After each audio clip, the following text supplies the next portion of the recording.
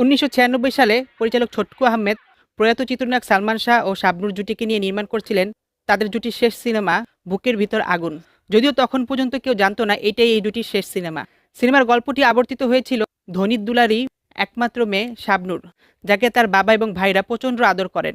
তার সাথে দরিদ্র পরিবারের একটি সন্তানের প্রেম হয়, যার রেশেই চিত্রনায়ক সালমান শাহকে আগুনে পুড়িয়ে হত্যা করা হয় এবং সালমান শাহর মৃত্যুর পর হতাশাগ্রস্ত পাগলপ্রায় শাবনূরকে ঢাকায় পাঠিয়ে দেওয়া হয়।